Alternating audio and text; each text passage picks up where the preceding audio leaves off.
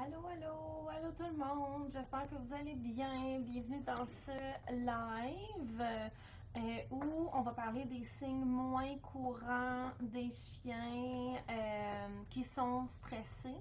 Donc c'est un sujet qui m'a été demandé vraiment souvent et je suis vraiment contente qu'on en parle aujourd'hui. On va sûrement éventuellement en reparler aussi. Si vous êtes là, manifestez-vous dans le chat. On va commencer dans quelques minutes. Juste laisser le temps aux gens de nous rejoindre. Merci d'être là pour notre rendez-vous qui a été repoussé. C'était censé être hier. On le fait aujourd'hui, donc je suis super contente d'être là et je suis super contente que vous soyez là avec moi. On va commencer dans à peu près 5 minutes.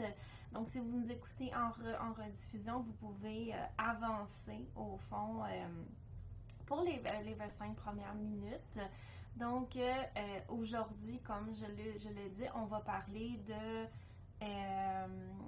des signes de stress qui sont moins évidents chez les chiens.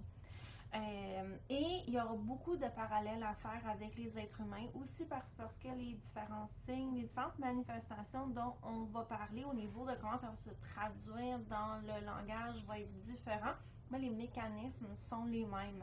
Donc à nouveau, il va y avoir beaucoup de parallèles à faire avec les êtres humains, tant au niveau des enfants que peut-être certains éléments dont on va parler, vous allez reconnaître chez vous-même aussi. C'est super important de parler de ces différents signes-là au niveau du stress parce que beaucoup de gens vont confondre ces signes-là pour de la joie et vont en mettre encore plus. Et je veux juste faire ici une petite note. Parfait. Avant qu'on commence, comme je le disais, on va commencer dans peut-être 3 minutes. Qui ici, quiz, connaît les 6 F de la réponse combat-fuite? Donc, si vous en connaissez quelques-uns, des 6 F de la réponse combat-fuite, je serais vraiment écrivez-les dans le chat pour qu'on puisse en discuter ensemble. Donc, il y a un lien, bien entendu, avec ce dont on va parler. Et si vous avez aussi des questions, des commentaires, vous pouvez les mettre à tout moment dans le chat. C'est toujours beaucoup plus intéressant lorsque c'est interactif ensemble. Vous, est-ce que votre chien, il va exhibe des signes que les gens pensent souvent qu'il est content alors que vous savez qu'il n'est pas vraiment? Ou est-ce qu'il y a des choses qui fait que vous vous demandez, au fond, s'il est content ou non? Donc, Stacy dit qu'elle n'a pas vraiment d'idée pour les 6F. Son cerveau, il est capote. C'est pas grave. Donc, merci de répondre dans le chat. Et si vous avez des idées, n'importe lesquelles, vous n'êtes pas obligé de les connaître tout au complet. Il y en a qui sont pas mal obscures et c'est une des raisons pour lesquelles je voulais qu'on fasse ce live-ci aujourd'hui pour justement parler de ces différents signes-là. Donc, on va commencer dans 2 petites minutes. Juste laisser aux gens le temps d'arriver finalement. On va parler des signes moins courants qu'un chien peut être stressé. Et bien entendu, ça va varier d'un individu à l'autre. Ça peut varier aussi d'une race à l'autre parce que il y a eu de la sélection par rapport à certains types de réactions qui ont été préconisées dans une race ou dans une autre. Et après ça, il va y avoir aussi des variances individuelles. Et il y a des choses aussi qui vont changer avec l'âge. C'est intéressant aussi de savoir ça. Et chez les êtres humains, on va retrouver ça aussi par rapport à l'âge. Il y a certains signes qui vont être beaucoup plus présents en bas âge et d'autres vont être beaucoup plus présents à l'âge adulte. Et moi, je trouve ça franchement fascinant Donc, pour celles qui viennent d'arriver, on fait un petit quiz avant de commencer. Est-ce que vous savez c'est quoi les 6 F de la réponse combat-fuite? Vous n'êtes pas obligé de les connaître, les 6 tout au complet, mais si vous en connaissez, mettez-les dans le chat. Je vais vous mettre une étoile dans votre cahier. Euh, donc, cette présentation-ci sur les signes plus subtils des chiens qui sont moins heureux m'a été demandée souvent. Et moi-même, hein, je l'ai déjà vécu. Je me rappelle, à un moment donné, j'étais au vétérinaire avec Nine et ça avait été quand même un assez long examen. Et lorsqu'on est arrivé, juste avant qu'on s'en aille, je me rappelle, Émilie Rosa de OPIF était là avec moi parce que c'est une amie. Et j'avais demandé de m'accompagner. Donc, à la fin de l'examen en Inde, elle était vraiment là, tannée. Là. Anna était vraiment écœurée de l'examen vétérinaire et il y a une technicienne qui est rentrée dans la salle avec les médicaments qu'il fallait que je lui donne et Nine a été la voir euh, et euh, et je me rappelle, Nine avait hein, la gueule grande ouverte, les oreilles par en arrière, les yeux exorbités, mais elle avait la gueule grande ouverte et ici, tout étiré vers l'arrière. Donc, elle accueille la technicienne de même et la technicienne qui dit Oh, elle fait un beau sourire, elle est tellement contente d'être ici. Et moi et Émilie, hein, on s'est regardé, on était comme ouais, pas exactement. Donc oui, elle avait la gueule ouverte, mais c'était pas un signe de joie parce que ce qui est important de regarder lorsqu'on apprend le langage canin, on va apprendre différents signes individuellement, comme pareil, par exemple, la posture des oreilles. Est-ce que les oreilles sont dressées en alerte? Est-ce qu'elles sont sur le côté? Est-ce qu'elles sont par en arrière? Les yeux sont comment? Les sourcils du chien? La gueule, elle est comment? Ouverte, fermée? Est-ce qu'il y a de la tension dans le visage? On va regarder la posture, on va regarder la queue. Mais ce qui est important lorsqu'on fait une analyse du langage canin, c'est de regarder l'ensemble des signaux. Donc, un chien qui bat de la queue va souvent être vu comme étant heureux. Battre de la queue, c'est un signe d'excitation et l'excitation peut être positive ou négative. Et bien entendu, il y a une question d'intensité aussi. Hein. Il y a une différence entre un battement léger de queue et il y a une différence aussi avec un chien qui bat de la queue comme ça ici. Si la queue elle est dressée et que le chien l'agite, ça va être différent. Euh, donc, il y a une question d'intensité aussi. Mais là, on parle seulement de la queue. Si l'ensemble du langage non verbal du chien est détendu et que, au fond, le regard est souple, le chien a des comportements pro-sociaux et qu'il y a un battement de queue, là, oui, on va pouvoir dire le chien est content parce que l'ensemble du langage non verbal nous indique que l'animal est content. Mais si le chien bat de la queue, que le corps est excessivement raide, que les traits sont par en arrière et que le chien va investiguer, et ça m'est déjà arrivé à moi avec Coro, et que le chien se met à japper, il y a beaucoup de gens qui vont dire ah, oh, c'est un ratoureux, il s'est approché en faisant comme s'il était heureux, puis il a jappé après, c'est un ratoureux. Alors que dans ce cas-là, au fond, le battement de queue indiquait une incertitude par rapport à la personne. Donc, il va toujours falloir regarder l'ensemble du langage non verbal pour revenir à mon exemple de Nine. oui, la gueule était ouverte, mais les traits étaient excessivement tirés par en arrière, les oreilles étaient par en arrière, les yeux étaient exorbités, donc c'était un comportement de stress qu'elle présentait.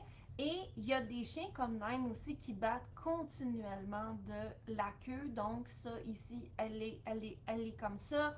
Sa mère, elle est comme ça aussi. Donc c'est pas un signe de rien dans son cas à elle parce qu'elle est toujours de cette façon-là. Euh, d'où l'importance de regarder l'ensemble des signaux. Et pour revenir à la réponse combat-fuite, on a Catherine qui a répondu si jamais il y en a d'autres qui ont des idées. Donc, c'est quoi les 6F de la réponse combat-fuite? Vous pouvez le mettre dans le chat si vous avez des idées. Donc, un chien qui est stressé va tomber dans un de ces 6 manifestations-là. Donc, l'ensemble des signaux vont tomber dans une direction et il y en a 6. On les appelle les 6 F de la réponse combat-fuite parce qu'en anglais, ils commencent tous par F. En français, bien entendu, c'est pas si simple que ça. On a essayé de faire des traductions qui gardaient les différents F, mais il y en a 6 au total. Il y en a 2 ou 3 qui sont excessivement connus et les autres sont beaucoup moins connus et on va en parler aujourd'hui. Donc, si vous avez des idées, vous pouvez les mettre dans le chat avant qu'on continue.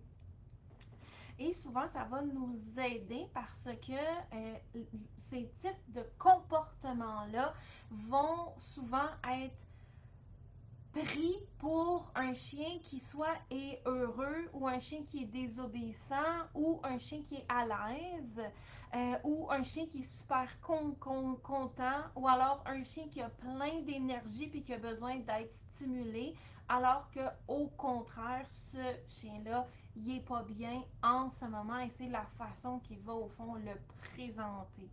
Donc, je vais vous laisser un petit temps de plus si jamais vous voulez vous essayer à essayer d'identifier au fond c'est quoi les 6 F de la réponse combat-fuite. La réponse combat-fuite, c'est l'ensemble des changements physiologiques qu'il va y avoir dans le cerveau et dans le corps lorsque un individu, que ce soit un chien, un être humain ou un mollusque, est dans une situation où il y a un stress ou un stress potentiel. Et ce qui va se passer, c'est que le corps et le cerveau vont mettre en branle une série de réactions qui est physique et qui va permettre de réaliser un de ces 6 F-là, dont le but est, ok, ça ici, ça part de l'instinct de survie, c'est involontaire, dont le but est de, au fond, assurer la survie de l'individu. Et on appelle ça la réponse combat-fuite en français ou en anglais the fight or flight response. Et là, ici, je vous ai déjà donné 2 F parce qu'il y a flight qui est fuite et il y a fight ou combat que certains vont traduire par foncer pour essayer de garder le F, mais on peut foncer en fuyant aussi, donc je vais garder combat parce que c'est beaucoup plus clair. Donc, on a Catherine qui dit fuir, figer, foncer et faire le fou, c'est exact. Donc, il y en a 6 au total.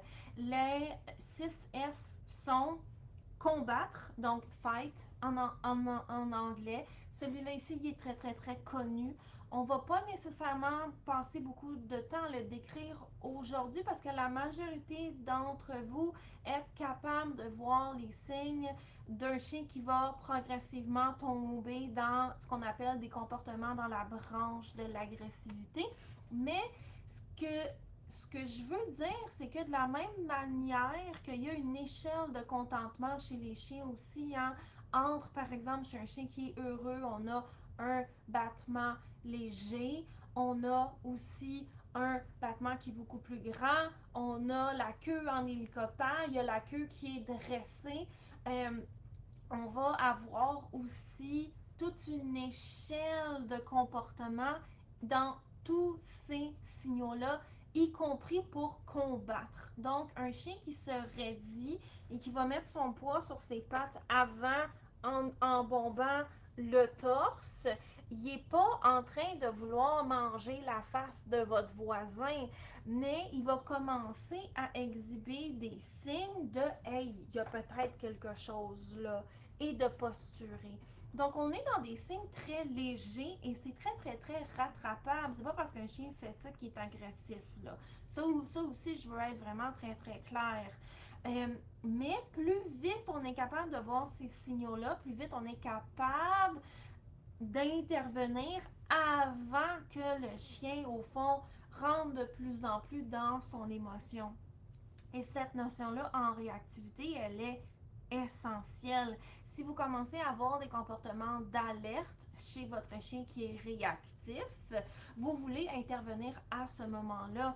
Beaucoup de gens veulent savoir qu'est-ce que je fais quand mon chien il réagit en pensant, ben, c'est parce que c'est gênant quand mon chien hurle, jappe, les deux pendus dans son harnais ou son collier, les deux pattes d'en avant dans les airs en faisant un show de boucan.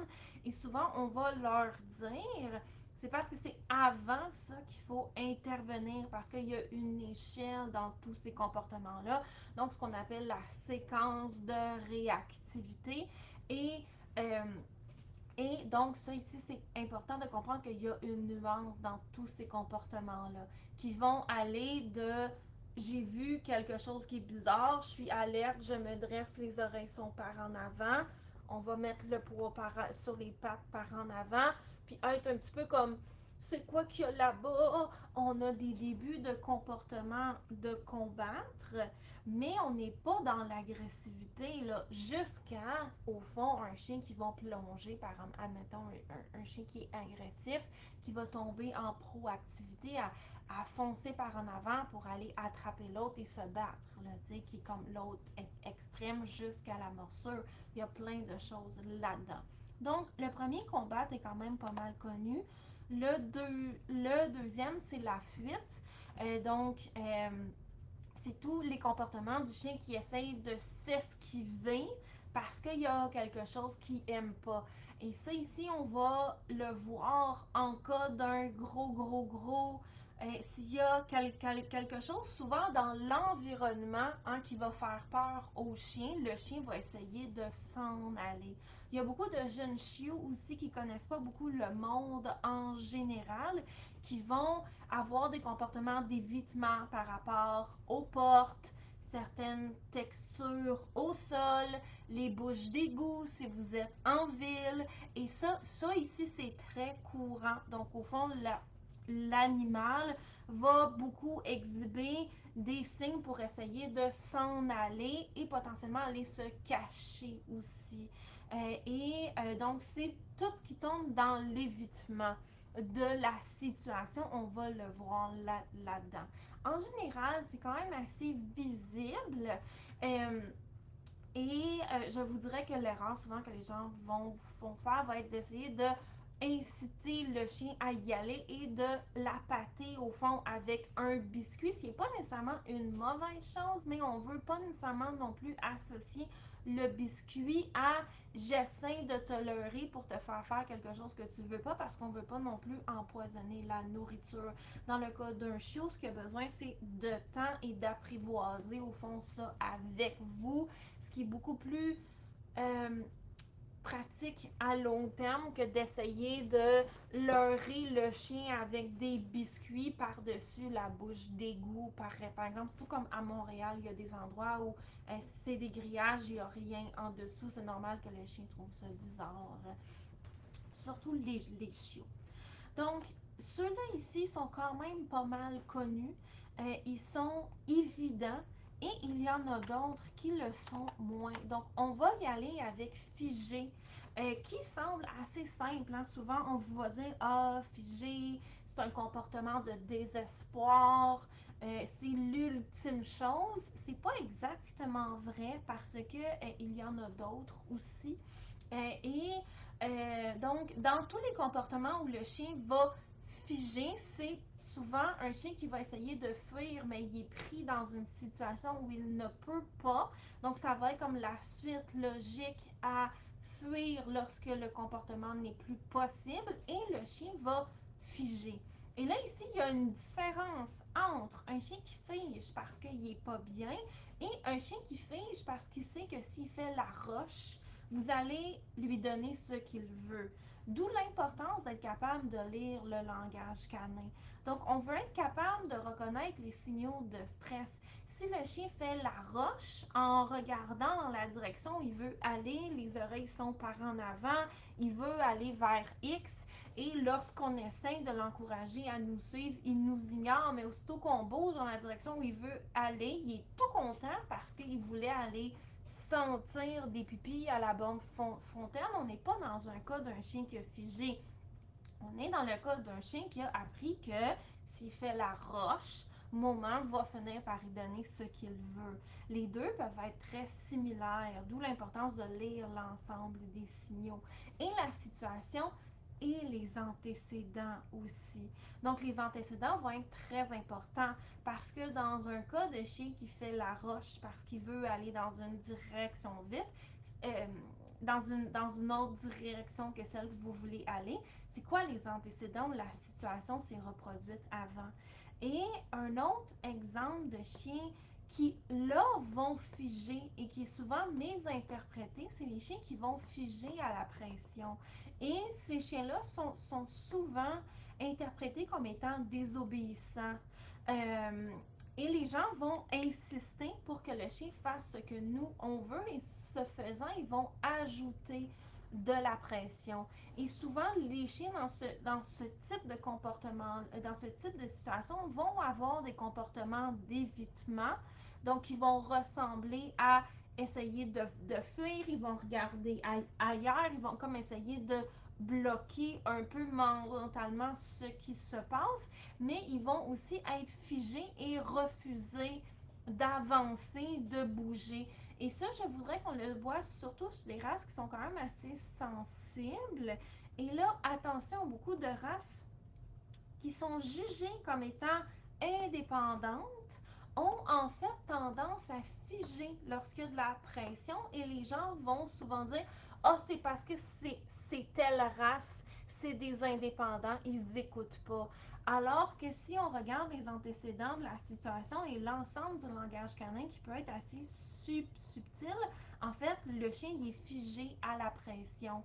Et c'est là ici que c'est important de distinguer les deux parce que dans certains cas, on veut insister pour faire comprendre au chien si je t'ai demandé X, il faut que ça l'arrive.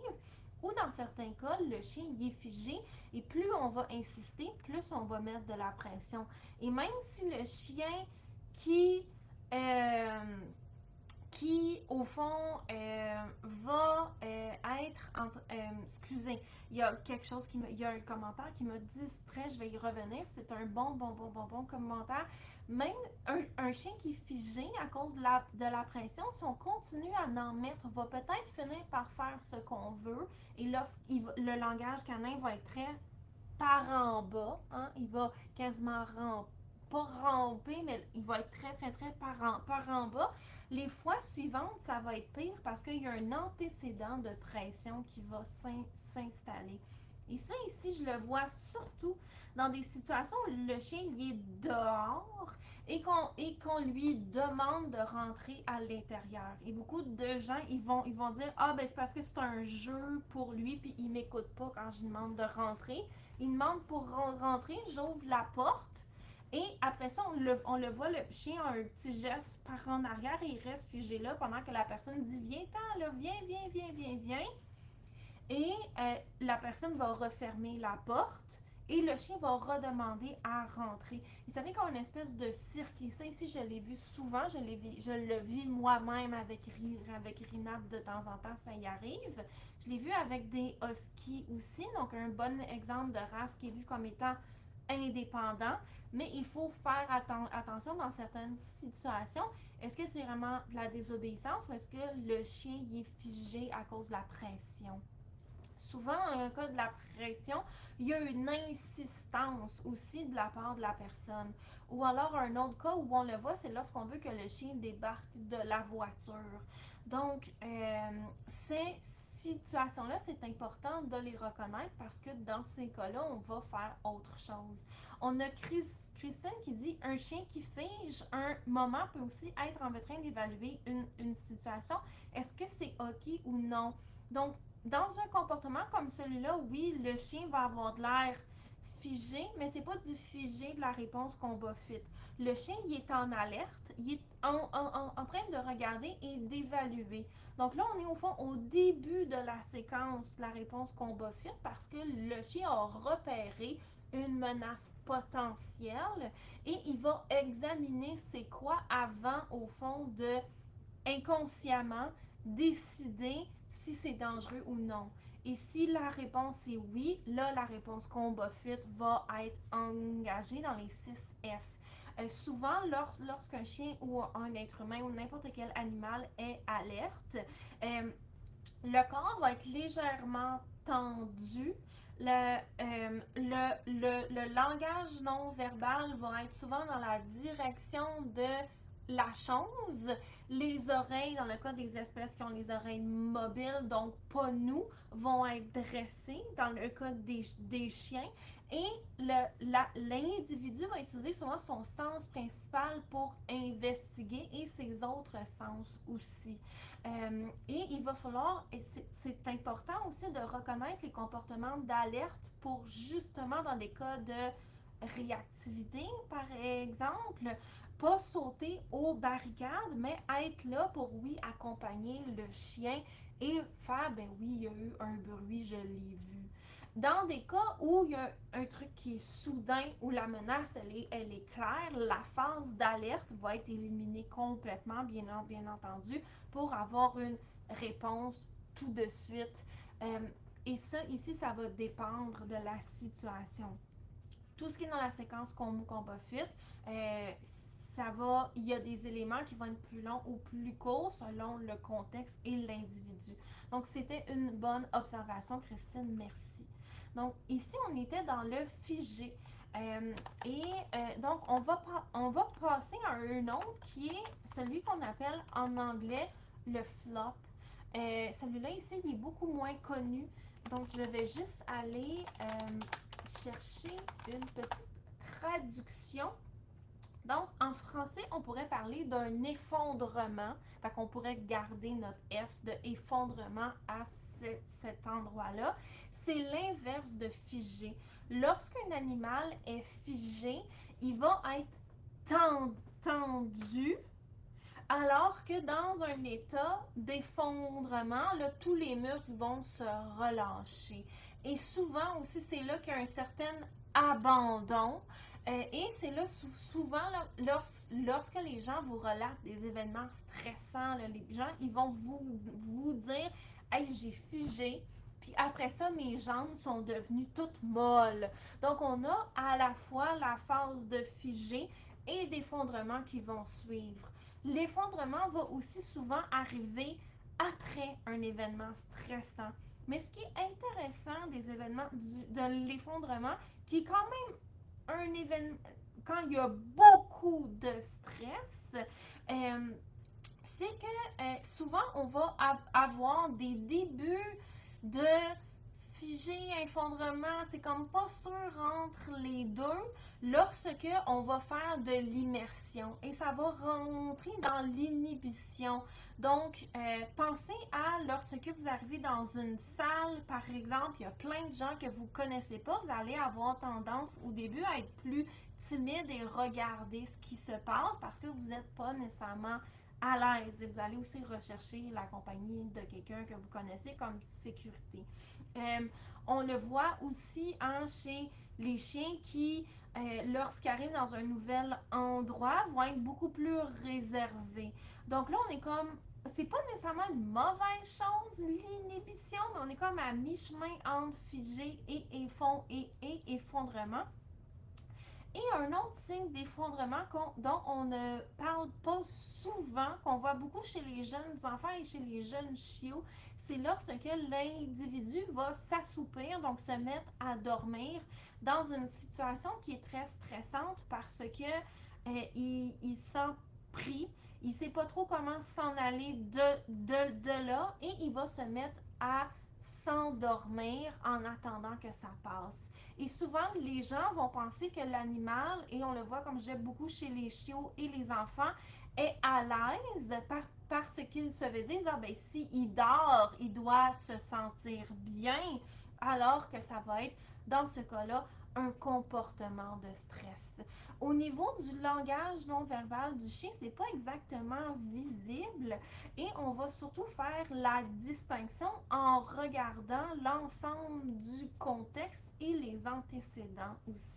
Et moi, c'est déjà arrivé à Rina lorsque je venais juste de la voir, donc je la connaissais pas beaucoup et je ne savais pas encore qu'elle était réactive envers les êtres humains lorsqu'elle était bébé. Et j'avais amené Rina à un party chez le père de mon conjoint. Il y avait quand même pas mal de gens. Et elle avait de l'air semi à l'aise. Et à un moment donné, elle a été se mettre en dessous d'une chaise et elle a fait un petit dodo. Et j'étais comme, ah ben, tant mieux, ça veut dire qu'elle est capable de dormir dans une situation où il y a de l'activité.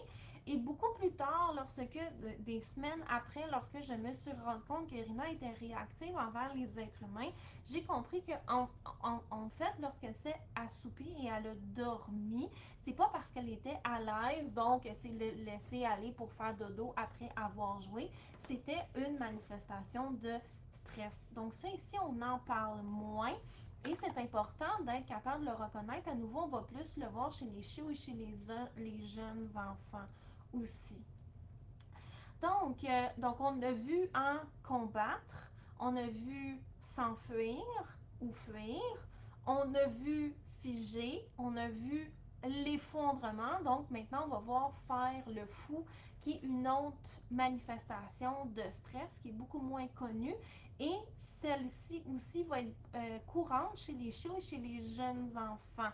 Ça arrive chez les adultes, mais c'est moins courant. Donc, chez les chiens adultes. Faire le fou, c'est lorsque, au fond, un individu va être stressé et il va se mettre à faire tout et n'importe quoi comme un débile. Et souvent, on va dire, ah, c'est parce qu'il essaie d'attirer l'attention. Mais ça va être un comportement de stress. L'individu, au fond, est très, très, très stressé. Et de manière à faire sortir son stress aussi au niveau de la réponse combat-fuite.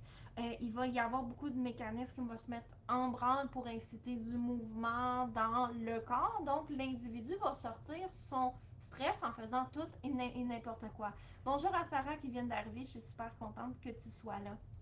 Et à nouveau, on va le voir beaucoup chez les chiots et chez les jeunes enfants, mais pas uniquement. Donc, si le chien est dans une situation qui est stressante, puis il se met à courir partout, souvent ça va avoir l'air des zoomies. Il y a plusieurs raisons aux zoomies. Des fois, ça peut être de la fatigue, de la surstimulation, et des fois, ça peut être du stress. Et souvent, un des problèmes avec le freak out, donc faire le fou, c'est que l'enfant ou le chiot les gens vont penser qu'il est heureux parce qu'il a de l'air de jouer. Donc, tout ce qui est comportement de jeu qui ont de l'air excessif, moi, je vous conseille à nouveau analyser l'ensemble de la situation et les antécédents. Regardez l'ensemble du langage non verbal de l'individu aussi. Est-ce qu'il est vraiment à l'aise ou est-ce qu'il y a juste vraiment un vrai fun fou ou est-ce qu'il est en train de faire le fou de la réponse combat-fuite? Donc, souvent, on va le reconnaître à des mouvements saccadés. Des mouvements saccadés où l'enfant ou le chiot n'aura pas nécessairement l'air d'être vraiment connecté dans son cerveau par rapport à ce qu'il fait. Et le danger avec ça, à nouveau, c'est qu'en interprétant le faire, le fou par « Ah oh, bon sang, mon chiot, il y a plein de fun au parc à chiens avec tous les autres chiens qui sont après lui et là, il s'agite comme un débile », c'est qu'on pense que l'animal est bien et on va soit encourager l'animal à continuer à agir comme un fou ou on va en rajouter encore plus en pensant qu'il est heureux. Et ça, ici, on le voit beaucoup le faire le fou aussi avant une situation qui est stressante. Donc, quand un chien, par exemple, qui est un peu plus vieux, va être capable d'anticiper qu'il y a quelque chose qui est moins qui va se passer, il va au fond commencer à s'énerver et les gens vont interpréter ça comme étant de la joie. Des chiens réactifs ou anxieux, par exemple, qui ont de la misère à, lors des marches à l'extérieur, qui ont compris que quand le propriétaire ou la propriétaire va chercher harnais, collier, blablabla, il se met à s'énerver partout dans la maison et à s'exciter. Les gens vont penser, mais il aime sa marche, je comprends pas.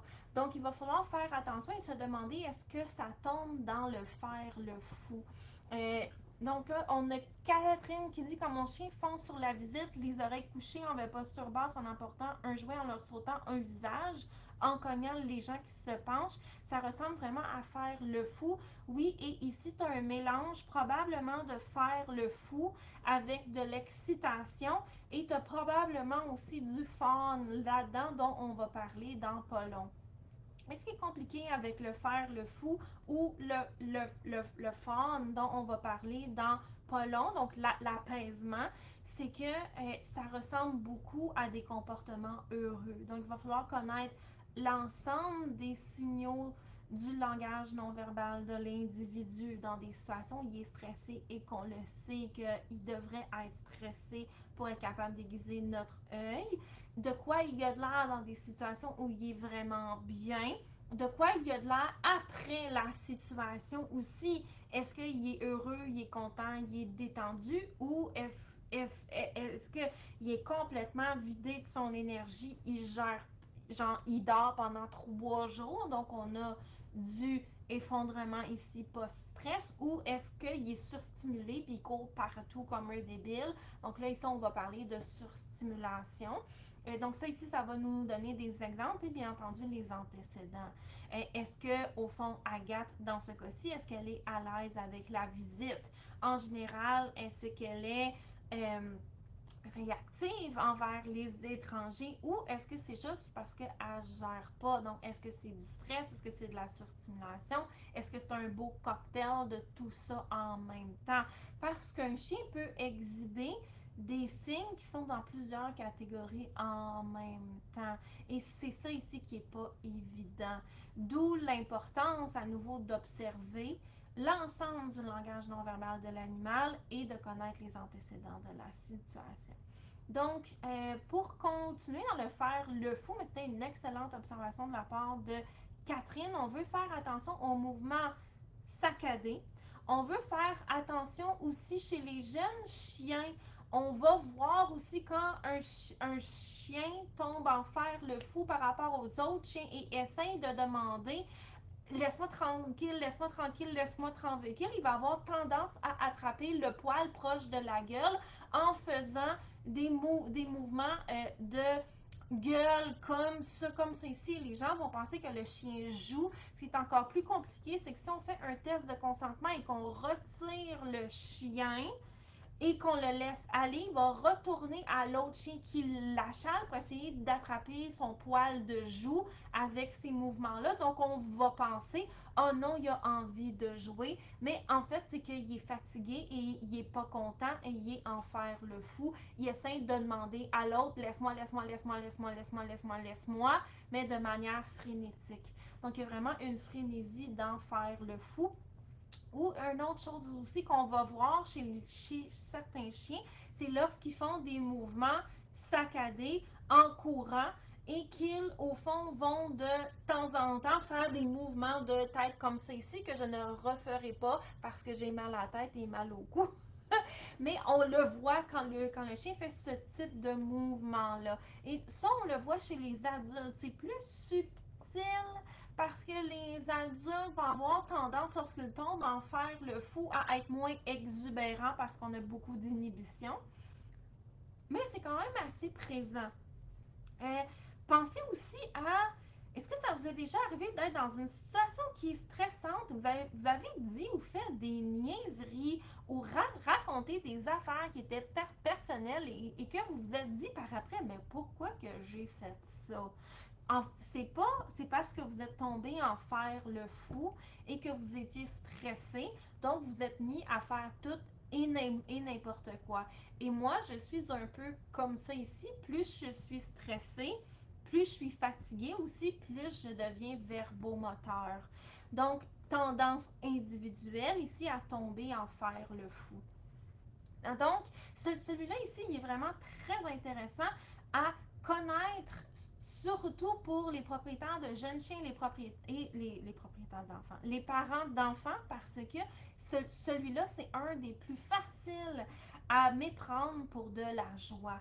Et on va y aller avec le dernier, qui est le fawn, donc qui est de l'apaisement, mais c'est pas exactement ça, donc je vais aller chercher une autre traduction. Donc, on va parler de flatter. Hein? Oh oui, c'est une très très bonne traduction. Donc, le dernier qui est courant chez les chiots et chez les enfants, mais qu'on va voir beaucoup chez les adultes humains et chez les chiens de tout âge, ça va être de flatter.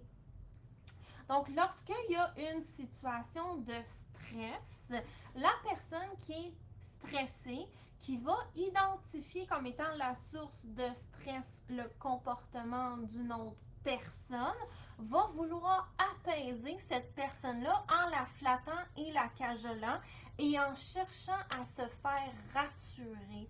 Et ça, ici, on le voit beaucoup chez les chiens qui vont donner des bisous. Donc, des bisous de manière excessive en gigotant. Et les gens vont penser, ah, il est tellement content.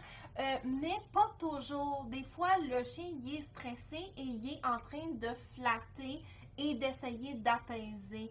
Donc, si je reprends mon exemple de Nine au vétérinaire avec la technicienne, quand la technicienne est rentrée, Nine, elle a été la voir et elle s'est mise à devenir frénétique. Les mouvements sont très par rapport à la personne, par rapport à un être humain ou à un autre chien. Le chien qui est en flattage, donc en apaisement, va avoir beaucoup des mouvements par en bas et remonter.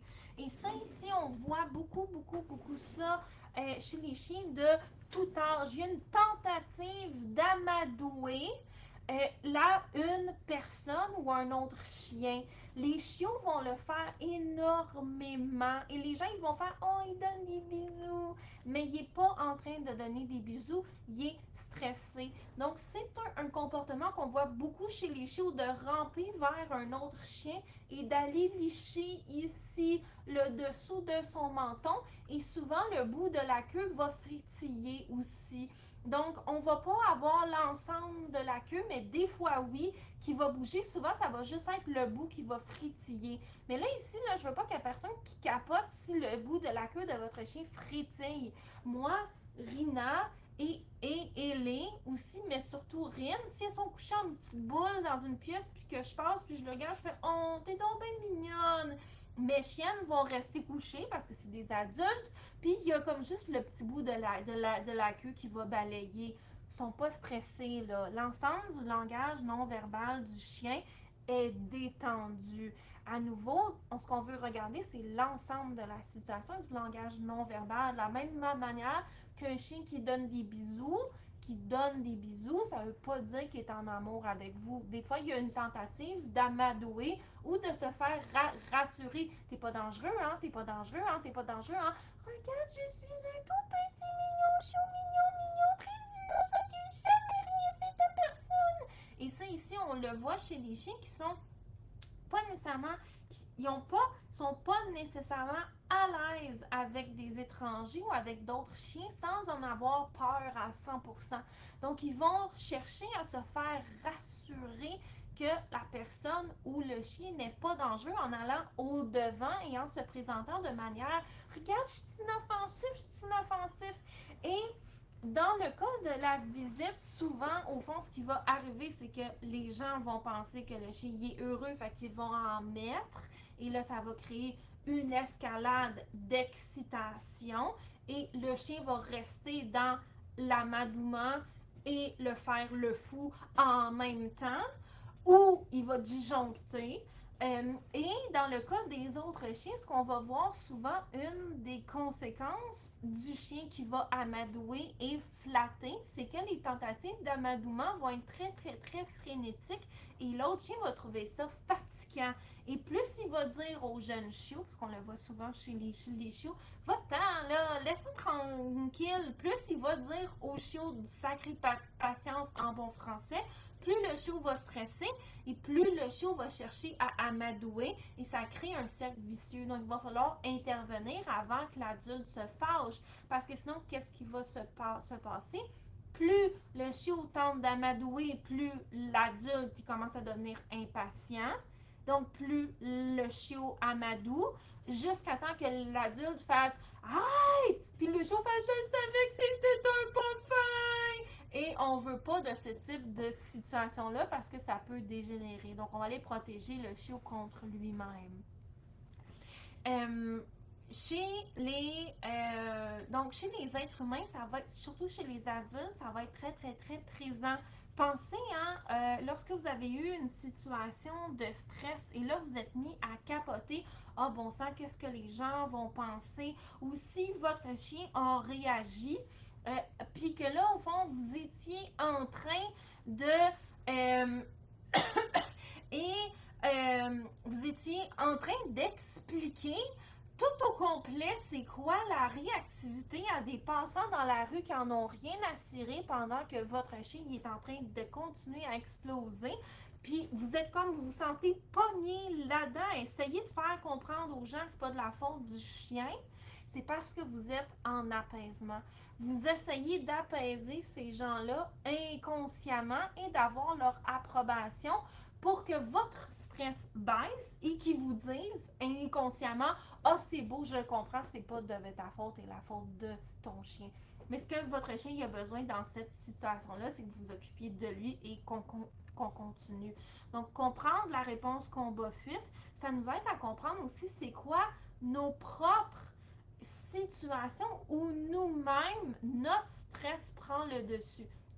Parce que ce qui arrive, c'est que aussitôt que la réponse combat-fuite est déclenchée, à moins d'être conscient des mécanismes, pour un être humain, c'est excessivement difficile d'en sortir.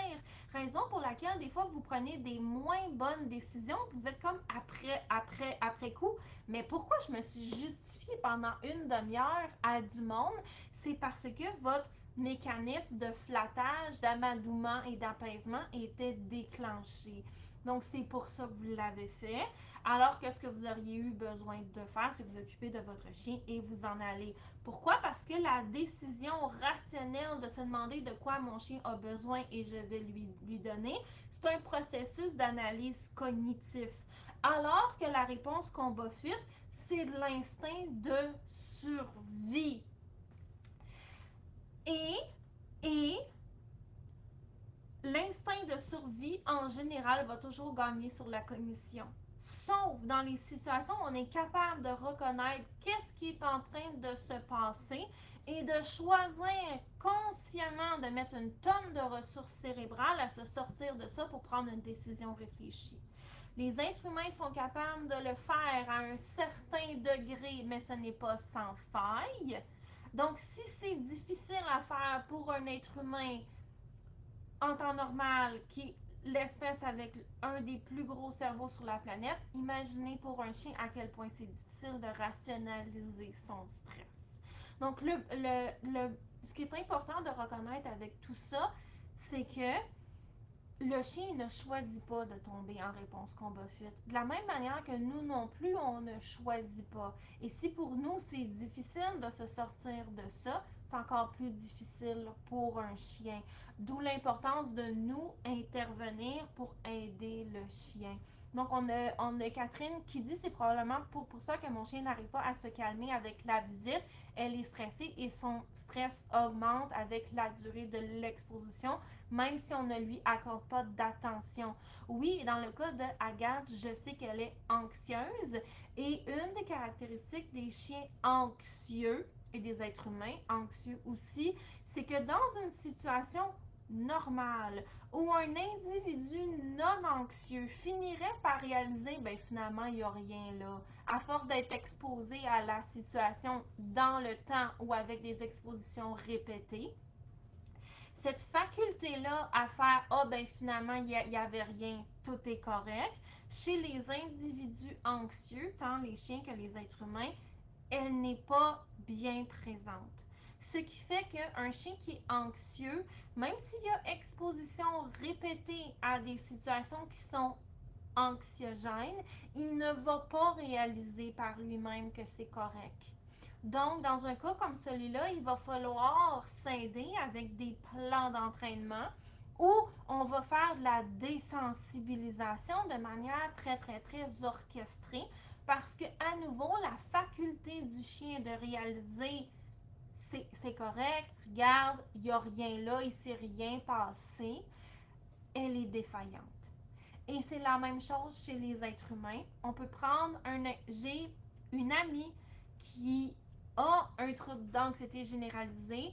Je ne vous raconterai pas sa vie parce que c'est personnel, j'ai pas eu sa permission, mais il y a un événement pour elle qui est très anxiogène et elle a eu plein de contacts répétés avec cette situation-là où il s'est rien passé et ça n'a jamais été suffisant pour arrêter ses peurs par rapport à ça.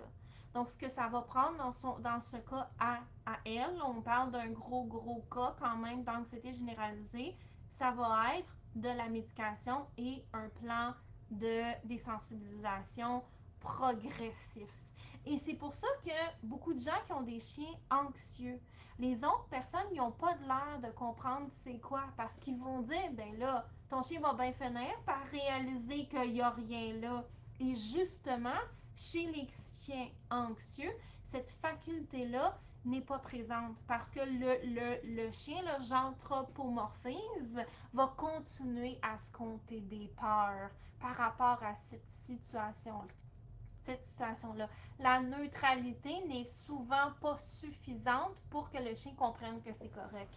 Et donc, le chien va continuer, malgré les situations répétées, à exhiber des comportements de stress qui tombent dans la réponse combat-fuite, donc attaquer, figer, s'enfuir, effondrement, faire le fou ou c'était flatter ou cajoler.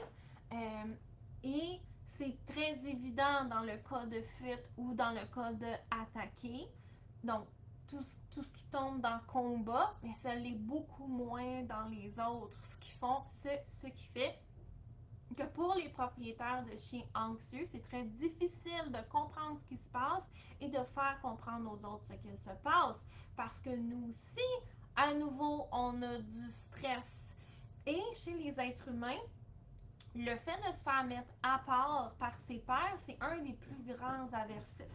Donc, si notre système de survie voit une menace potentielle et se faire mettre à part du groupe, c'est un des plus gros anxiogènes chez les êtres humains, on va vouloir flatter et essayer de convaincre le monde que c'est pas si pire que ça. Parce que notre système de survie, il est comme danger, danger, danger, danger, parce qu'on est un animal hautement social. Donc là, ils sont comme une espèce de cercle vicieux euh, sur lequel on n'élaborera pas plus.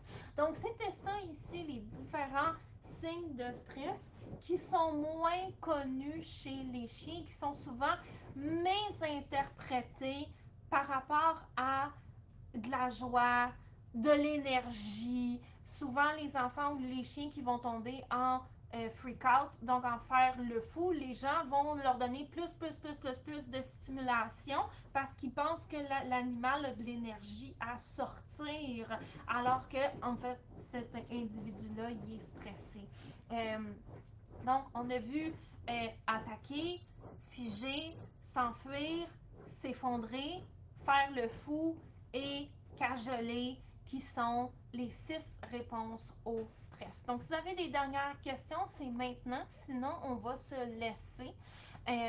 Si vous avez aussi, vous êtes comme, OK, mais qu'est-ce que je fais par rapport à tout ça? J'ai toute une série de cours en ligne qui peuvent vous aider aussi. Je vais vous mettre l'adresse des cours en ligne. Il y en a sur plein de sujets, donc vous pouvez aller les consulter. Et mon programme Mon Chien Réactif va réouvrir vers la fin du mois. Donc, si vous avez des questions, c'est maintenant. Puis si vous n'êtes pas sûr quel cours vous avez besoin, là, vous pouvez toujours m'écrire, soit en message privé ou soit à commercial info à commercial eve.doc. Décrivez-moi votre situation. Je vais pouvoir vous suggérer un cours et si je pense que je ne peux pas vous aider, vous seriez même avec un autre éducateur canin, je vais vous le dire, j'ai aucun problème avec ça. Donc, on a Stacy qui dit beaucoup de gens ne comprennent même pas notre anxiété en tant qu'humain, alors j'imagine même pas leur compréhension avec un chien quand ils pensent. Oui, puis ce qui est compliqué pour l'anxiété, c'est que souvent ça va passer pour autre chose. Et dans le cas des chiens, pour quelqu'un qui n'a jamais eu un chien qui est anxieux, ou dans le cas de quelqu'un qui n'a jamais eu un chien qui est réactif, c'est difficile de comprendre exactement c'est quoi. De la même manière qu'une personne qui est anxieuse, que les gens lui disent, ben là, reviens-en, ça fonctionne pas. Parce que la personne, c'est pas. Vous pouvez amener 40. Regardez, moi je suis la pro pour trouver des solutions. Vous m'amenez un problème, je vais vous trouver une solution. OK? Puis si elle marche pas, je vais vous trouver une autre, puis une autre, puis une autre. Et ça, ici, moi, c'est ma personnalité. OK? Je suis une personne qui va trouver des solutions. En passant, ça, c'est une manifestation de cajoler qu'on connaît moins, OK? Mais chez les êtres humains, ça tombe dans cajoler. Le perfectionnisme à outrance, ça tombe dans fuir, OK? C'est fascinant chez les êtres humains, tous ces éléments-là. Donc, moi, je suis une personne, je vais vous trouver 45 000 solutions à un problème. Tu veux des solutions, je vais t'en trouver. Une personne qui est anxieuse, on ne pourra jamais arriver à la fin d'y trouver une solution parce que le problème n'est pas rationnel. Si vous trouvez une solution à son problème, ben, elle va vous amener un contre-argument de pourquoi ça ne marchera pas. Et ça, ici, il a fallu que je l'apprenne à mes dépens parce que quand quelqu'un est dans une spirale d'anxiété, si on fait juste amener des solutions, puis des solutions, puis des solutions, la personne va juste se mettre à capoter de plus en plus. Pourquoi? Parce que le problème, il n'est pas rationnel. C'est l'anxiété qui a pris le dessus. Donc, il faut que la personne se sente comprise, qu'on soit là avec elle pour l'accompagner, qu'on valide comment qu'elle se sent, qu'on l'amène progressivement à sortir de son émotion et après, la personne va être réceptive à des solutions. Mais là, ici, on parle d'un autre être humain, là, avec qui a un gros cerveau et avec qui on est capable de communiquer clairement avec des mots. Avec un chien, c'est beaucoup plus difficile. Hein? À part qu'un chien, ça n'a pas d'ego, bien entendu. Donc, c'est pas facile de vivre avec un chien qui est anxieux parce que tout le monde va avoir une idée sur qu'est-ce qu'on devrait faire avec le chien. Mais l'importance des antécédents, elle est là. C'est pour ça que lorsque vous discutez avec un éducateur canin, il faut que cette personne-là ait un background global de qu'est-ce qui se passe. C'est pour ça que là, je sors de ce que je voulais parler d'aujourd'hui, mais beaucoup de gens disent, ben là, je comprends pas, pendant la rencontre, on a juste jasé. Oui, parce que l'éducateur canin a besoin d'avoir c'est quoi les antécédents de la situation, c'est quoi l'âge du chien, qu'est-ce qui s'est passé, dans quelle situation ça arrive, de quoi a l'air sa journée, de quoi a l'air sa semaine, blablabla. Parce que les antécédents sont importants, on ne veut pas confondre à nouveau un chien qui est en apaisement avec un chien qui est heureux. Donc voilà. Mais oui, c'est pas facile de comprendre l'anxiété. C'est dit vraiment intéressant. Merci, c'est vraiment mon chien. Il y a des signes que j'ai appris à mettre des pans. Et il y a beaucoup aussi de trucs par rapport aux races. Hein, là, j'essaie de me conclure rapidement, mais il y a tellement d'affaires intéressantes à dire. Souvent, les Shiba, parce que je le sais que Stacy a un Shiba, d'ailleurs, son chien est apparenté de manière très lointaine au mien, à Tumo. Souvent, les Shiba, ils ont l'air au-dessus de tout, là. Oh, moi, je me fiche de tout. Je suis un Shiba, je croise mes pattes, puis je regarde partout, puis j'en juge, puis je t'ignore, OK? Donc ça, ici, c'est Shiba, comportement de Shiba typique. Mais dans certains cas, on veut faire attention parce que quand un Shiba va être stressé, oui, ça peut sortir en Shiba-avion, donc quand il va se mettre à courir partout, mais les Shiba sont aussi ils ont beaucoup tendance, lorsqu'ils sont stressés, à tomber dans le freeze. Et donc, ils vont tout garder à l'intérieur, ils vont avoir l'air de nous ignorer comme s'ils s'en fichaient et qu'ils étaient au-dessus de tout. D'où l'importance de regarder l'ensemble de la situation et l'ensemble du langage non verbal du chien et des fois de consulter aussi des experts qui connaissent la race de votre chien parce que un Shiba qui est stressé ne va pas avoir besoin de la même chose qu'un Shiba qui a peut-être besoin d'apprendre que lorsque je te demande quelque chose, Coco, c'est pas optionnel. Et un Shiba aussi va tomber quand il est stressé facilement en confronté. Donc, il va passer de de moi je suis au-dessus de tout, je suis un Shiba parce que en fait tout est caché à l'intérieur, donc il est dans un genre de figé à ah bon sang là je suis fâchée, je vais aller péter des gueules. Donc là ça ici ça tombe dans le combattre. Donc on a une race qui passe de figé à ah bon sang je mords. Donc, c'est important de connaître c'est quoi ce type de pattern-là pour être capable de voir qu'est-ce qui se passe exactement et d'être capable de reconnaître les signes de stress chez le Shiba qui fait ce que j'appelle un shutdown de SHIB, donc qui garde tout à l'intérieur avant qu'il passe à l'agressivité, que ce soit dans les relations humain-chien ou dans les relations chien-chien. Et oui, exactement comme ici, c'est exactement ça et ils vont passer de 0 à 1000 très rapidement. Donc, puis aussi, bon, bref, ce qui n'aide pas aussi dans les relations chien-chien des Shiba, c'est qu'on va avoir à cause des oreilles par en avant, puis ils vont avoir tendance aussi à beaucoup mettre le poids sur les pattes dans l'avant. Les angulations sont pas super bonnes en arrière aussi. Fait que les autres chiens vont trouver facilement qu'un Shiba sa posture, alors que c'est pas nécessairement le cas. Mais bref, là, on rentre dans un autre sujet d'interaction multirace, ce qui est passionnant, mais qui n'est pas notre sujet d'aujourd'hui. Donc, on veut avoir ces informations-là. Donc, on a Catherine qui dit toujours intéressant, comme toujours, merci. Christine qui dit bonne journée. Donc, tout le monde, on va se laisser ici. Merci d'avoir été là. À nouveau, si vous avez besoin d'aide, comme vous voyez, je peux vous. J'ai bien des connaissances. Donc, si jamais vous avez quelque chose, n'hésitez pas à m'écrire. Je vais pouvoir vous suggérer un cours. Sinon, vous avez la liste qui est là, qui est disponible en tout temps. Vous pouvez les regarder à 3 heures du matin si vous voulez. Vous pouvez les regarder autant de fois que vous avez besoin. Parce que lorsque vous avez un problème avec votre chien, il y a des couches de nuances pour lesquelles vous n'êtes pas nécessairement prête. Et d'où l'importance d'avoir accès au matériel pour re-regarder aussi plusieurs fois afin de vous aider à continuer à trouver des solutions. Donc, on se laisse là-dessus. Merci d'avoir été là. J'espère que ça vous a plu.